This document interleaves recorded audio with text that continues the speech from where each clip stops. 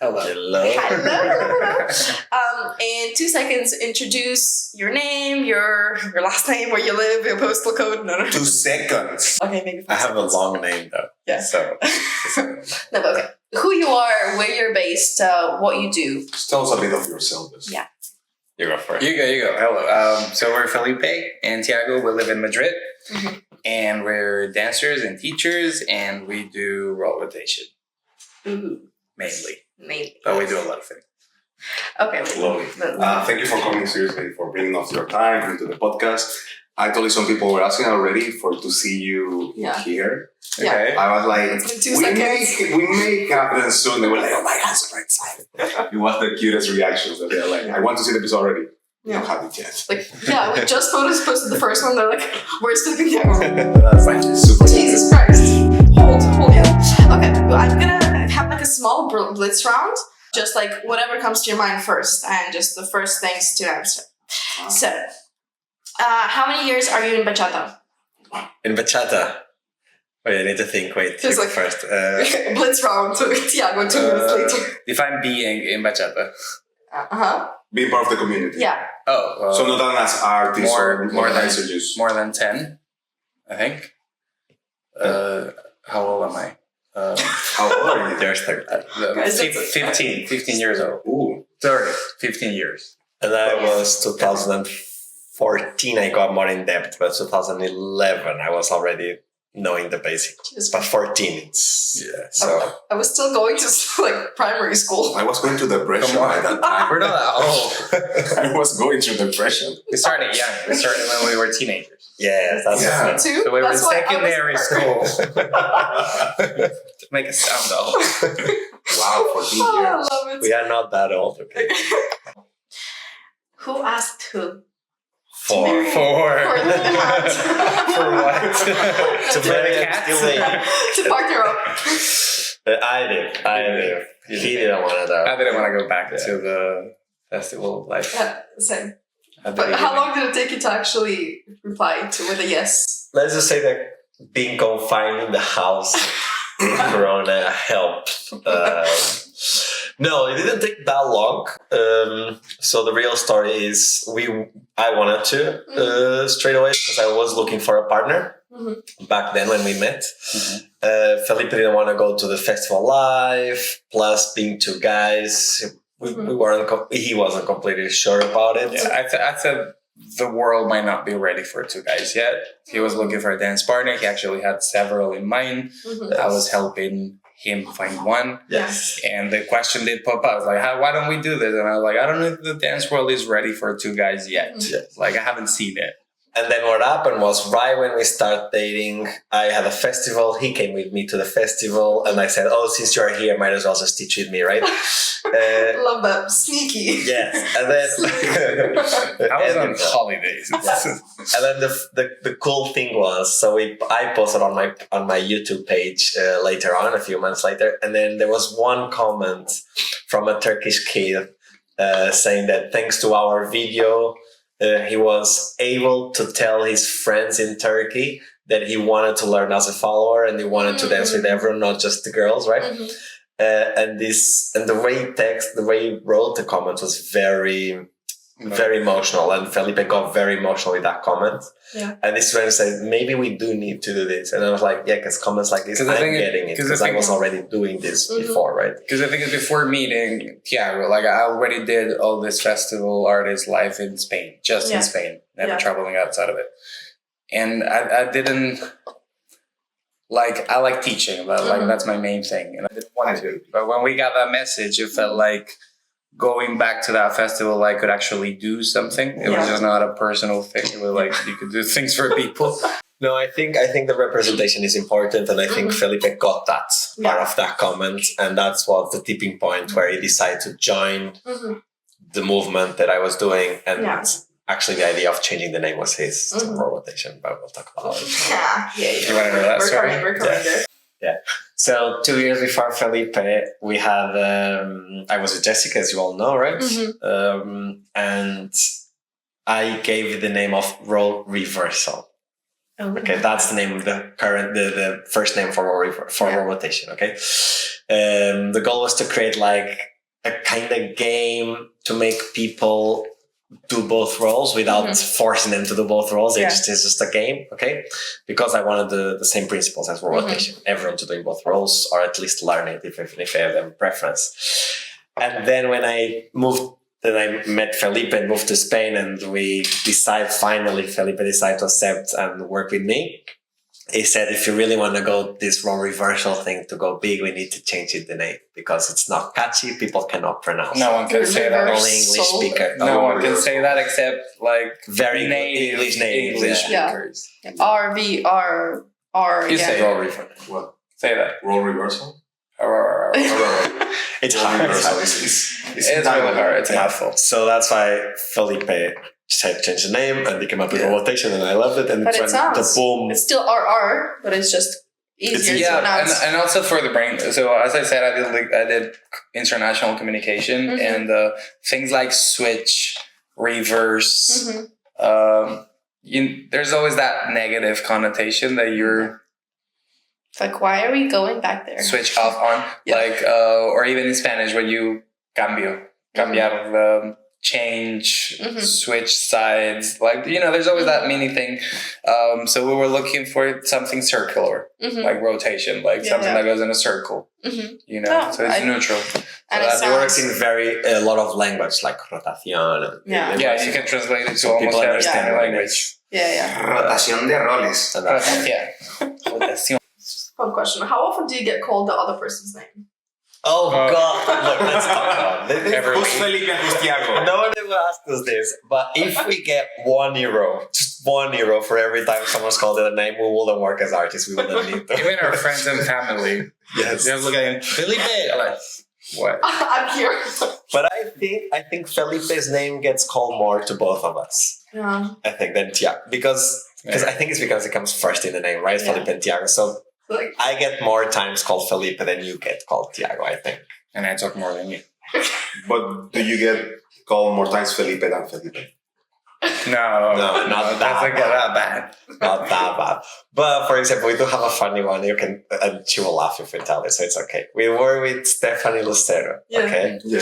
And I think you probably know by now what Stephanie Lucero is. But the thing is, so I knew Stephanie from Instagram for many, many years before I met Felipe, right? And I talked to her around 2 years on Instagram before I met Felipe. And then I met Felipe, and then we decided to do a video, the three of us. We were 6 hours together to make that video. We had lunch, prepare the video, or the video. We finished the video, and when we saying goodbye, like at the very end, she goes like, "Oh, by the way, after all, who's Felipe and who's Tiago?" And I was like, "I've been talking to you for 2 years in my private account." Like, wow. Yeah, so funny. And I was like, really? After 6 hours? She's like, no, but you don't understand. Because for me, you both are one. I was actually about to say. You both are one, so I was like, you're not fixing it. Like, no, you're going to destroy the moment. She will kill us for this story. But. What are your favorite singers, DJs, in the bachata scene right now? I mean, we do have songs that are for us, that we related to a lot, or it's important for us because of our history, like Que lo nuestro se quede nuestro de Fran, because it was the first demo we did together, so it does have a particular thing for us. Only You by Johnny Sky was a big moment for us because, well, it came out and it's important. Representation does matter. But honestly, singer-wise, I don't listen to much bachata music when I'm not dancing, okay? Like, hate me now, it's okay. He listens to everything. He will know, like, he will be on Spotify. Kevin's like a walking Spotify or like walking Shazam. Same. I know. But you do have a lot of I like music that feels, how do I say this in a nice way? So I did Ready? I did music school. I grew up, like, my mom's a music teacher, and I grew up listening to classical music and studying music, playing violin and stuff. Yeah. So I'm really picky about music. So I like listening to singers that take care of the voice, of the vocals. So for me, for example, I don't know, Johnny Sky is not because he's queer or whatever, but he's a classical trained singer. And when he sings, you can tell he knows what he's doing. Like, he's a trained singer. Or Daniel Santa Cruz, for example, like the voice is controlled. So I like those type of music. control. Like I can like a song very much, like if the melody, musicality, everything, like the music is well constructed, I can like it. Mm-hmm. But if the singer is not up to that level, I don't like it. Yeah. For me, I just, oh, nice, a person. Yeah. Whereas the big one is when we hear them. I don't like concerts or I don't like live performances. Okay. But in bachata scene, I do love to listen to them at least like once or twice just to hear if they're actually the same as pre-recorded versions or better. Because most of the time, sometimes we danced on stage to a singer who's barely a singer. And oh my god, I felt I said I was gonna be nice. Well, and then there's Nika. I will be nice. I told you no filter. There's no filter. Sometimes maybe PG, but no filter. The thing is, some songs are really, really cool. Like in the bachata world, like you listen to the melody and everything, like the song is constructed, and it's actually really nice and catchy, like major chords and stuff and whatever. But for me, the voice doesn't match up with the quality of the music. I'm not into it. Okay. So, saying this fun fact about music with us. So, because we have to do demos, we have to put new songs most of the time, right? And all of the majority of times in our demos, I don't even know the song until the moment that we are dancing on the demo. There was one song that I asked him to play Botella. He chose a different botella that I don't know of at all. But the thing is, and I was in front of the camera already, like, let's go. The thing is, in bachata, we have a whole winery. Like, we have like botella, la última copa, la copa rota, la copa sin vidrio. We have like 1,000 names of bottles, and she's like, put botella. Okay, put botella. And her face was unique. Yeah, it was a good demo, but still, the whole time we were dancing, he knows 3 songs and he wants them on repeat. Yes, I'm not like that. But saying this though, because with the rotation, right? So when the music has a hard break that Felipe knows, I will not know because I never heard the song before. He will just steal the roll, make sure I do the break, and then give me back the roll. No one knows, and that's it. Actually, going to the next point. Who do you think? Who do you think leads on average more, and vice versa? Or you try to be like very 50-50? We don't try. We just do. Yeah, we don't. Okay. But you just feel it. Yeah, we don't. Yeah. Like when we met, ever since we met, like we were like, hey, you want to dance? Yeah, sure. We just danced like this. Yes. Like we didn't even ask like, hey, do you lead or you follow or whatever. Like we just danced like this when it wasn't even a thing. And it's always been like that. I don't know. I think it depends on the mood. Like, for example, if it's 5 a.m., I don't want to lead. Oh, okay. Anymore. And are you still okay with leading, or you're just both? At 5 a.m. For me, it's not at 5 a.m. I think everyone's done leading at 5 a.m. No, if you have like three yeah. If I have like 3 dances as a leader only, right? Someone asked me and they only follow, so I have to lead for 3 dances. Then the next dance I need to at least change because I'll be bored. Yeah. Of your own self. Like I already know my moves. Like and you know, like after 3, 4, 5, 6, 7 dances, like I know what I'm gonna do. So I want to change roles to be at least like surprised. Sure. Like, do you not surprise yourself sometimes when I'm leading? I'm like, I did not know how that happened. Surprise myself. It's a bit of a mixed question because now we already know about your degree, your past and professional. What will be yours? I did linguistics. I'm a linguist. Languages. Can you hear it? You can hear it. You can hear the sharpness of the voice. Sharpness of the voice. Yeah. What's happening?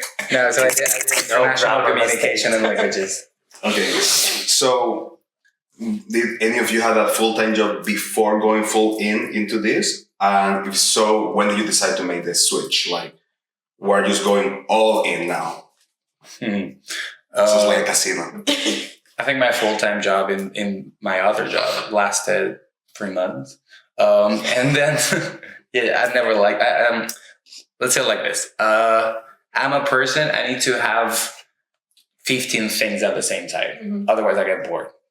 So I've always had several jobs at the same time, willingly and by choice. Will you copy your face? Because he knows it.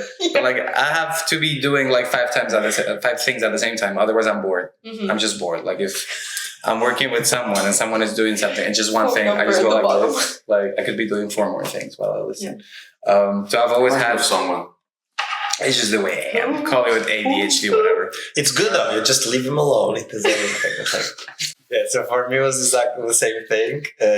Dance was what helped me pay the university. So I always was dance teacher first, and then after uni, I was working in companies as a behavioral analyst. Now I cannot say that I don't do it, but I'm just a consultant. If they do have an extra consultant that they need, then I'll say yes. But just because I like it, these past 2 years I haven't done anything. We still like it. We like it. We like it. We just don't have as much time as before. Last year we had like 2 weeks. Yeah. But it's just because we like it, not because we just don't have the time to do both. We definitely used it because he has the psychology background and I have the linguistic, and then we both have teaching methodologies. For example, we wrote a book. Now we are waiting for the printer to have it so we can make it to the public, not just for the teacher's course. It's going to be physical, not electronic. It's physical. It's already physical. It's already physical, but we wrote it as a manual, and now right now it's only available for the teachers in the teachers' course. So we wanna release it. Do you have a set date for release for the public? Not yet. Not the date. But look out. We'll have on our Instagram promise soon enough. Look out. It's stuff. finished. We just need time. Yeah. Now you're both organizers, artists, teachers, amazing people in general. Also have a movement backing you up that you're leading. Is there anything that you feel that is lacking right now in the community, in the current generation, or in general in bachata? For the movement or in general? In general, they're like, we need more of this. Yeah, because you're in basically every aspect of bachata community, but from different sides. So what do you see like the biggest problem or something that you're really missing in the community? I still think we need more teachers using words such as leader and follower instead of men and women. I know you guys do. Yeah. You do it in your podcast, which is amazing. But we still need more though. Because a lot of people think language is not important, but because now it is. And it is very important. So we do need more. There's two things I would like to change in the dancing scene. I would like all the teachers to be the normative to use leaders and followers at all time, even if they don't teach both roles, they just teach one role to one. Distinction. I will that, and then stopping using men and lady style. It's the two things that will make a ton of difference in the dancing world, and it's not that hard. Yeah, it's not that hard. You know what I've seen or felt the last year? I mean, it's definitely changed a lot. Like, I don't know, like even in festival, like 5 years ago, you wouldn't see two girls dancing together at all times, or two guys, or a guy following, or a guy asking a girl to lead him. Like that 6 years ago was a why, and now is like a common thing, right? Like I think everyone's used to it. That the more, I think everyone's finally understood that the more you know, the better you become, right? That's one thing.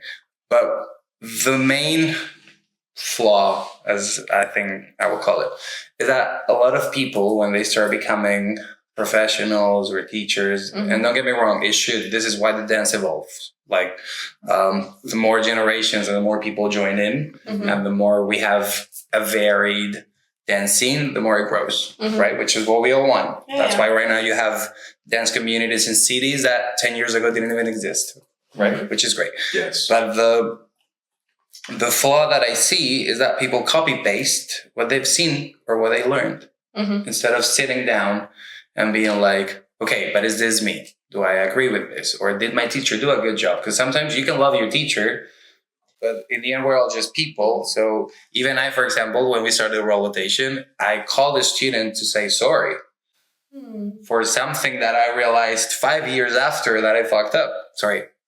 No, it's okay. That I messed up. Have a feel like this. That's what I mean. For example, like I learned with a teacher, and when I started, I didn't know anything, obviously. So whatever my teacher says, that goes. Does that make sense? Yeah. And then when I started teaching, I mean, of course, I'm going to take things from what I saw from my teacher, but I started straight away doing that instead of sitting and being like, did she do a good job with me? Do you know what I mean? Like, a lot of the students, I think, should start questioning more whether the teachers that are very, like, when they put it on the pedestal and be like, oh yeah, this is my teacher, this is the only person I'm going to listen to in bachata world, they should, I think, question more whether it's correct, why it's correct, and just have more questions in that. Yeah, it's like your first teacher is the person introducing you to the dance world. So obviously, of course, you're going to have a lot of respect for them. Yeah. But we're all humans, so we all have flaws in us. So for the one thing that I see continuously happen in festivals, workshops, regular classes is that the next generation always takes something from the last one, which is what it should be, but it not 100% because everything evolves. Yeah. And society evolves. So, for example, now there's a talk about consent, which didn't exist when I started dancing, right? So I'm talking like Sibel's video this week that went viral, which is great. Like, hey, don't do this to your follower. Don't do this to your follower. Like, 10 years ago, that wasn't even a conversation. There was a YouTube video, someone doing something to a girl, and that's what everyone should be doing. Everyone was repeating it. No one judging it. Yeah. So I think it's definitely going better, but it's, for example, what I'm seeing with men and lady styling. It was like, because it's been done for the last 10 years, we should still kick men out of Desiree's class. For example, this still happens because it's been done for the last 10 years. I have been told not to go to some lady styling classes. Not anymore, obviously. By the teachers. And I actually have a really good story with that because when I started... Not Desiree's, by the way. No, that was just an example. I'm sorry. No, but for example, I was kicked out of a class by the teacher in a festival. Wow. It was a lady styling salsa class. And I think actually it was 2 years ago. Yeah. And I told her, because back then I was a student. Now I told her as an artist, like, hey, you did this to me. This is 10 years ago. I'm sorry. It feels like I keep the regret, but I wanted to say it. Yeah. And because this year, 2 years ago, we were actually in the class and she corrected everything. Yeah. She was like, okay, this class, I know they wrote lady styling in the workshop, but I'm just going to do styling so everyone's included. And I told her, like 10 years ago, you did this to me. You publicly with a microphone kicked me out of your class. Yeah. Imagine as a student how you feel. Well, of course. And this time, so like, I said thank you. I went to say thank you. Like, hey, you've updated. Yeah. I have guys, and you're like neutralize the language. And she, like, I wasn't even looking for a sorry. I was just like wanted to show appreciation. Like, it's her job. We do with rotation, like gender equality and neutralizing. And I just want to say thank you. And she actually said sorry. Like, she apologized. Yeah, it's like, well, the dance has evolved now, so now I understand how that would have made you feel. But 10 years ago, it wasn't even a conversation. I was like, oh, there's a guy, kick him out. And nowadays, it's like, oh, there's a guy, welcome. So it's definitely changing. Thank you so much for having the thing we should all correct when we start working professionally is like, am I doing everything how I want to do it? Or am I copying things that may be wrong that I learned when I started? And that's a constant thing that I would like people to remember. First school that I taught, women are not getting paid. That was a rule of the school because... You know how messed everything up is? Because it's like a really big... It's a really big topic for me because I've been both bachata and kizomba scenes. And having, well, not anymore, but having had 2 partnerships, with one having it okay to be even barely paid 30% compared to the 70% paid for the leader teaching.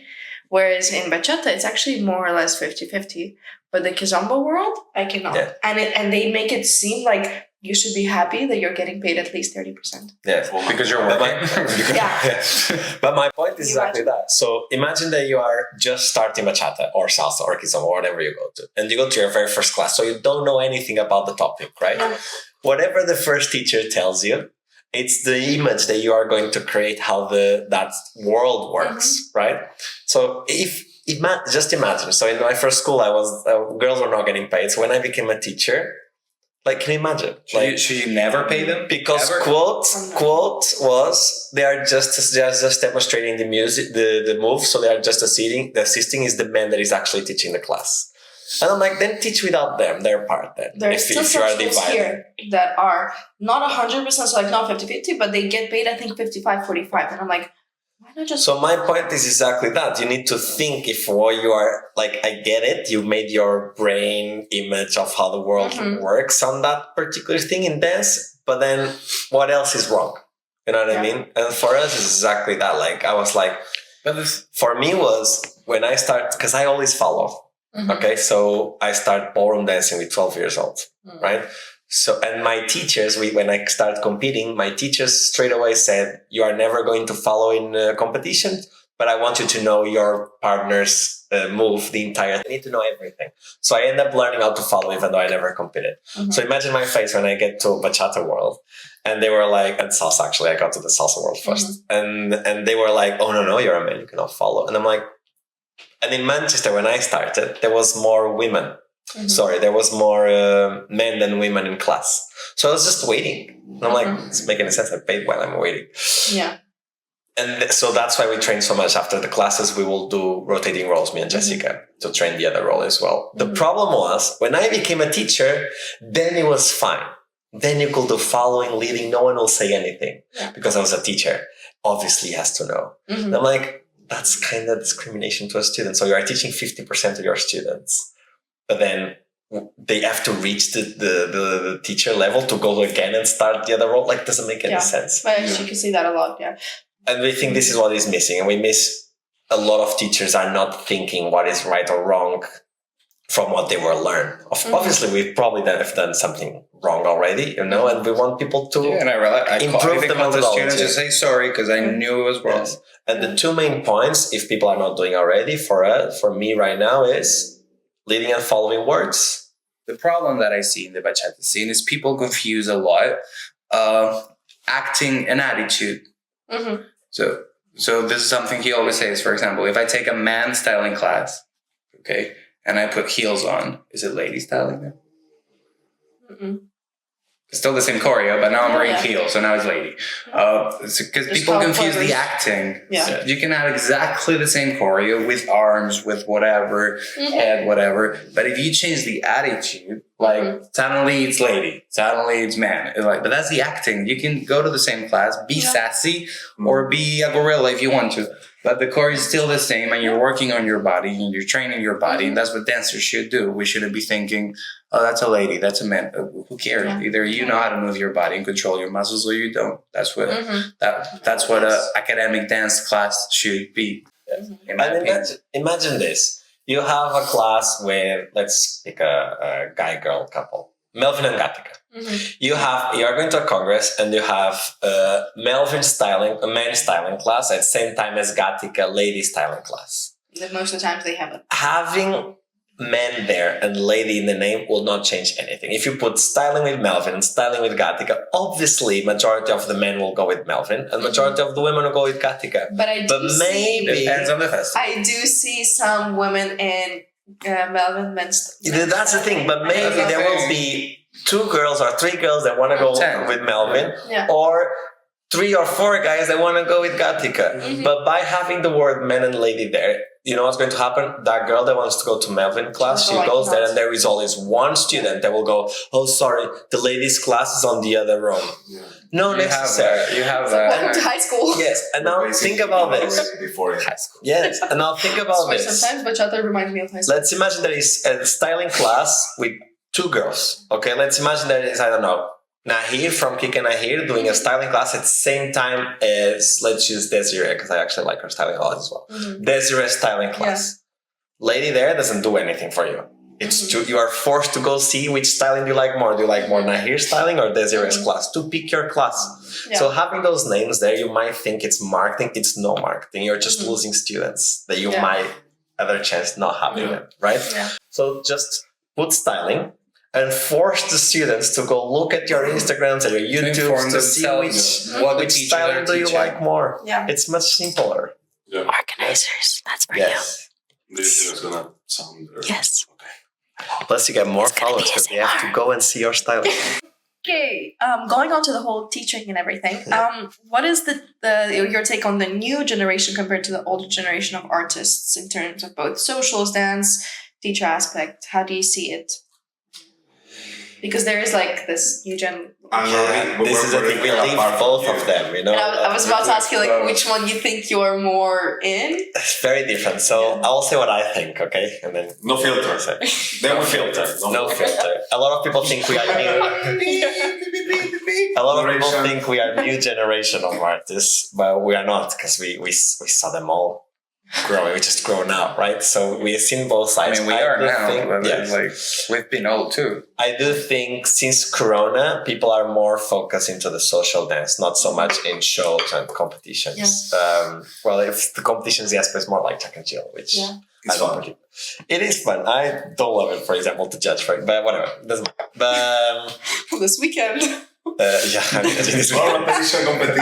And then there's Felipe and Tiago is not there.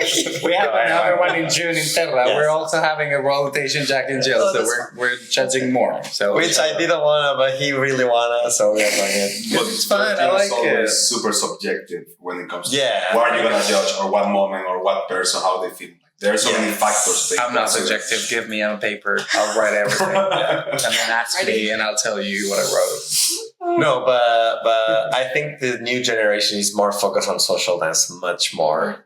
Even teachers wise, you see that they care more about being good at social dancing than like to the best show, which is not mean that it's a good thing. Okay, I think we still need to find a balance. I still think we need to have more shows and good quality shows, which you have, which is not as much, I think. So yeah, it's normal. People are stuck in the house for a year or more. So people now want more connection. So they go for more social dancing. You couldn't train as much like before, right? So I think that's the biggest difference for me between all. But there is not a one better than the other one. We see ourselves much more social dancers and teachers than competitors, or And so for us it's better. But for me, remember what I said before that I didn't want to go back to festival life? Yes. That's old generation for me that I didn't want to go back to.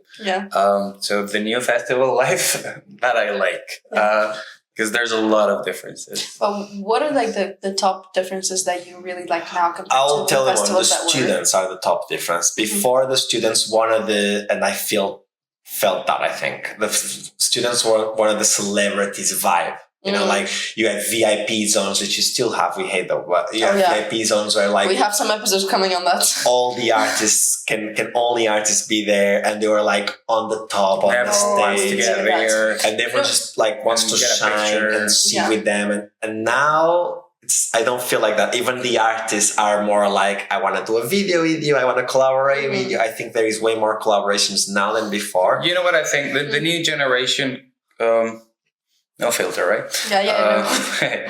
No, but I think I always divide this from Corona time. Before Corona time, you look for bachata and you just have videos of artists on YouTube. Yes. That's it. And the people with followers were artists. After Corona, we had students who went viral doing a cheesecake. No, but it's a good thing. It's super nice. Yes, no, but it's a good thing. Well. It was It was good. No, but like after Corona, you look for bachata and you have a way bigger diversity. You might spend a day just looking at videos of new dancers and new students dancing just because you look at bachata instead of artists. So a lot of the new generation of students don't even know some of the names of the artists like before. Before you had to get cultured to go to a festival. Now everyone is welcome, which is a good thing and a bad thing at the same time. Because on one side, there are things that are not valued as much as before, like shows or dance expertise curriculum. For example, people don't care so much about how much the teacher knows or it's not that they don't care, it's that I don't think it's even a question.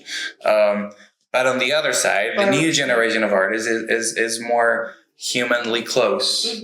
Like you can be having coffee and a student sits next to you and I will care about their life. That before wouldn't happen. You still have those. It's more humanizing. But I don't agree with those. It's getting better. I don't agree with those because the thing about the dance world that people forget is that students are also adults. Some of them are your own age. I know. So they have older. or older. But that's the thing. They have a life and they have a parallel life and they have their jobs and the stuff. So we can all learn from each other. During the class, I might be the artist. During the show, I might be the artist. During the presentation, I might be the artist. But when those times finishes, once I cross the dance floor door, I'm not Beyonce. I'm another dancer. Or that's the way I feel. I think people should feel. About the new generation, because compared to the old generation, I don't feel like that their ego right now is so much at play. But with the older generation, it always felt like oh, well, I'm already here at the top. If you're coming to me into the scene, I'm the king of the bachata world kind of feeling.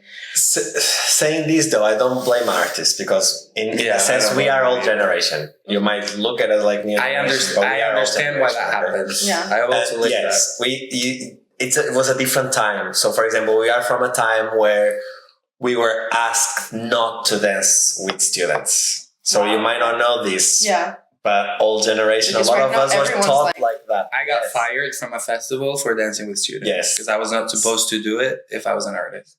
Wow. So artists were also trained to act a certain way and to look like they were taller than everyone else. Yeah. Because it was part of the gig. I was trained that like he was trained like that. Yeah. We never liked it to be like that. If you're an artist, you have to be in the VIP zone because we're paying you to be the image of the festival. So people, you should be unreachable. Yes.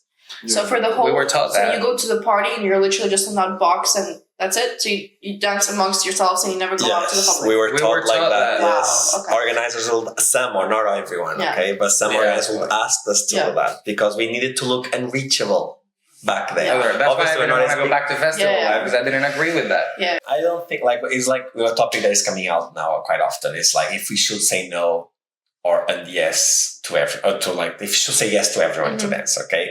Honestly, for me, social dance wise, I never say no ever, unless there is like they ask me like 3 times to dance already, and I have to dance with other people. So. As an artist, I need to dance with more people, so I cannot say yes every time to the same person. Then I say no. Yeah. But I don't think everyone has to be like that. The reason why I like to say yes to everyone is because what for me might just be a 3 minutes dance, one more. For other people might be they travel 6 hours to see who created the movement of rotation, like who's fighting for them. And so I always say yes for that, but I don't think everyone should say yes to everyone. Obviously be respectful, say no. If you don't want to, for whatever reason, always be respectful. But like you cannot just assume an artist is unapproachable because you got to know that day. You know what I mean? Like, No, there has to be a middle term here. It's social dance, and sure, we are getting paid to teach in a festival, and in our contracts we do put socials, but we only put socials in our contracts because we realize organizers like it more. Saying this, do I like more artists that are staying as an organizer? Do I like more artists that stay the entire night? Of course I do. Without asking. Of course I do. I don't like there's artists that go for 20 minutes and then leave, like they do the videos.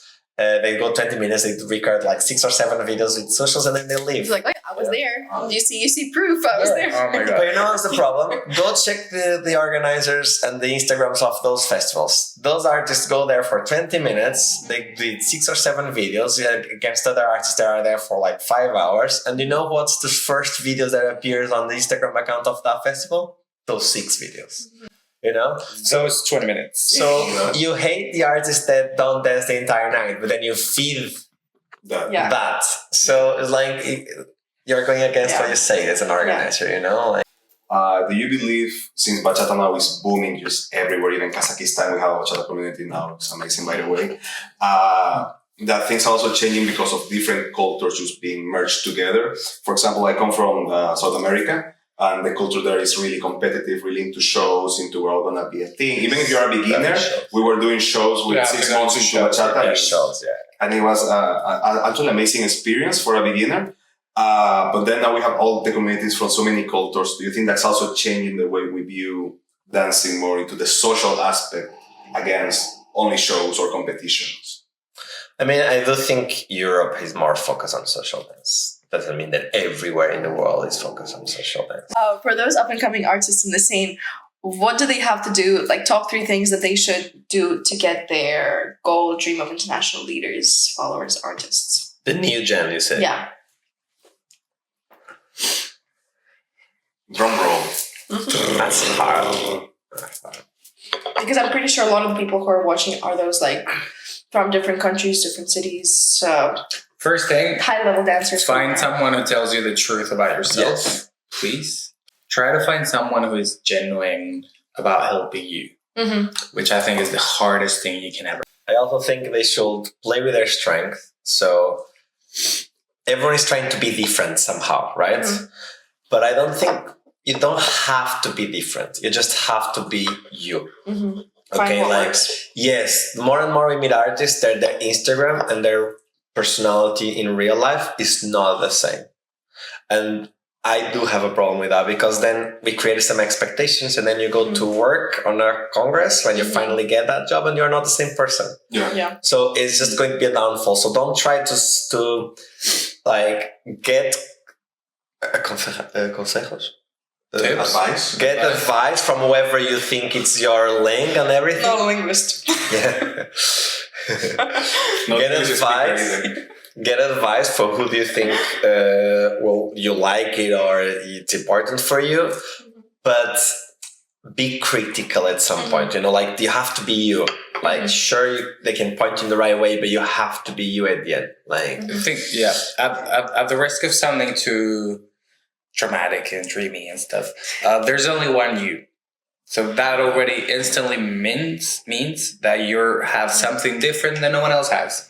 Mm-hmm. The problem that I see is people trying to look for different and new things that they want to add to the dancing instead of realizing the ones they already have. Mm-hmm. you want to be big, don't do this.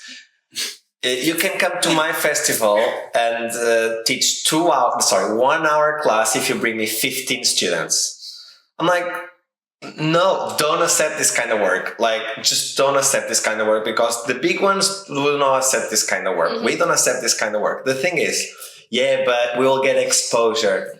Mm-hmm. Honestly, let's focus on how do we get big. Mm-hmm. We either get a very good viral video that just blows us up so people think we are the shit. Sorry, I don't have to go like this. Cheesecake. We won a very important competition or a very big competition. We do a really good job in your regular stuff and know how to show it. Are slowly known as being good teachers, so they slowly invited us over, right? Yeah, the public talks about you. Or you have something completely different. So you go to a festival for free or by bringing 15 people. So you don't even go for free because you just make an intensive with those 15 students and make that money. Let me just say that. Yeah. And get the same thing, which is one video. Now, sure, you might say, I went to that festival, but normally you will get the worst hours of the festival. Sunday, the first hour, like at the same time as someone very big. So you get the worst time. A lot of times they don't even ask you or they don't even bring you a videographer to record your demos. You'll just get one extra. And that video can go viral, but cannot. So it's one more. So don't accept this type of work. Just don't. Like, let me put a silver lining in this. Yeah. There are so many ways of work contracts and work arrangements and how to get any job done and how to talk employer, and I'm not going to even say organizer and dancer and teacher, whatever, employer to employee. There are so many ways of reaching an agreement that works for both, right? I think devaluing someone to work for free to bring you people is not a good thing. And plus, the happier, as an employer, the happier you make your employee, the better job they're going to do. Have you ever gone through one scenario that you're offered a set of conditions for a festival and then midway the organizer just changed it out of nowhere? Like, not on your favor, but against you in this case? No, not to us, I don't think. We did get a lot of stories before though, not anymore, but stories like, so since you do both roles, can I just hire one of you and that way we pay half of that price? Oh, wow. And we were like, not anymore. That doesn't happen for like 2 years now. Yeah. Thank God. Yeah. But yeah, we used to get You said your things in social media now. They just have to go to the profile. We're very open on social media. Or they go like, hey, can you send us videos for promotion? Sure, we send them. And then we go to the Facebook event and it's him dancing with the girls. Yeah, that happened once. So I disappear on the picture. No, tell the entire story. So they hire us. And then they hired both of us together. And then when the video came out of Felipe Tiago are going to be in here, it was me with one of my students doing a demo from a very old video. Because they didn't want to put two guys. But things like that. So these guys are not as much, not anymore now. But honestly, and it did change with more followers. It's sad to say this, but only when we got big following and it's when things changed. They started listening and hearing you. Yeah. Another problem with the new generation organizers is that they think followers are very important, and then they are upset when the person doesn't match the followers or the quality of work doesn't match the. Or it's just So- the mini bikinis and I mean, honestly, tricks. if you're doing a festival and you don't have the choice of knowing everyone that you want to invite previously to see how they work and how they are as people, maybe just ask people that already know them. Yeah. That way you don't get And surprises. listen to them, because some people ask and they don't pay attention. Yes. Just like blind dating.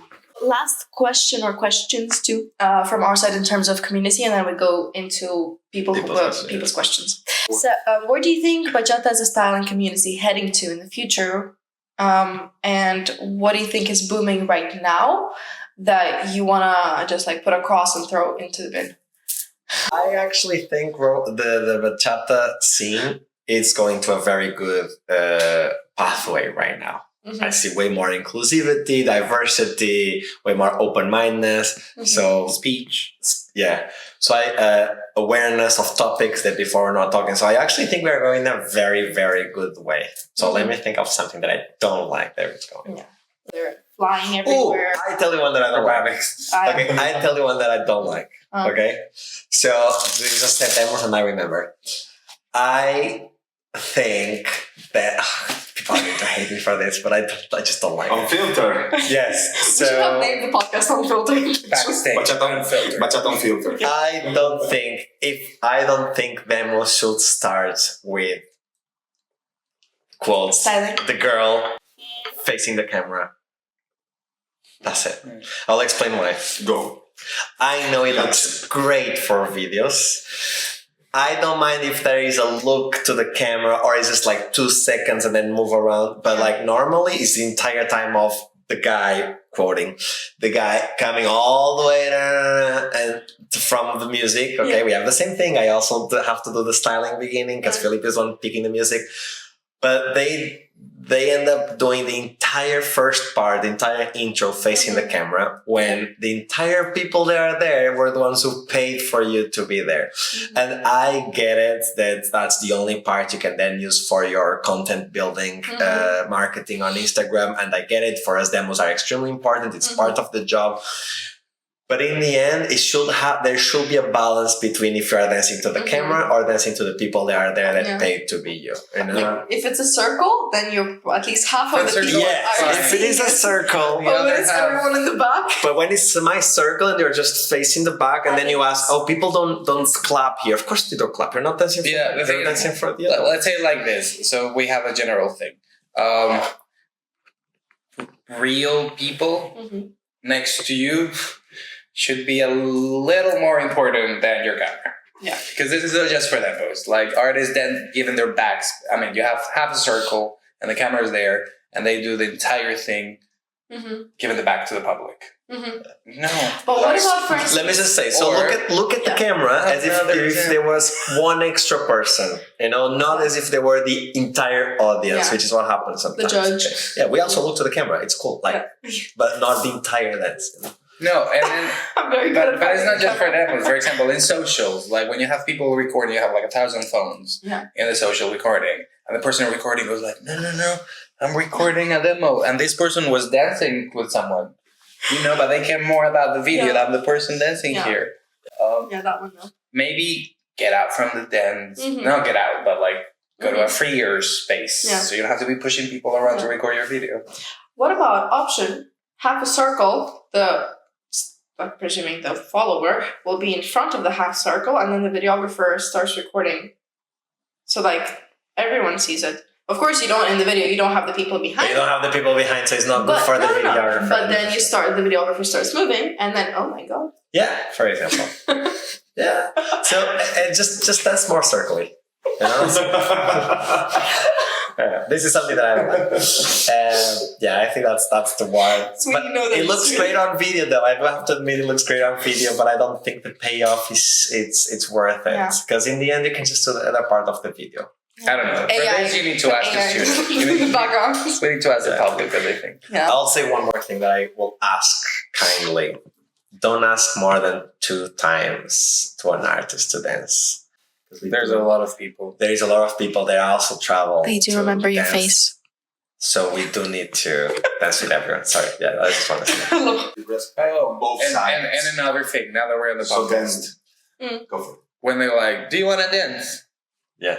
Wait, Oh, yeah. I'm gonna go look for my phone, and then they, Yes. they will look for No. they go look for their phone, and we have 3 more people asking, "Hey, do you want to dance?" Because they see us waiting, and we're like, "No, sorry, I'm waiting for someone get their phone." And then you have a sad person here. I feel like unfiltered, right? I feel like shit. And then that person is still looking for their phone somewhere in their bag, in the middle of all the bags.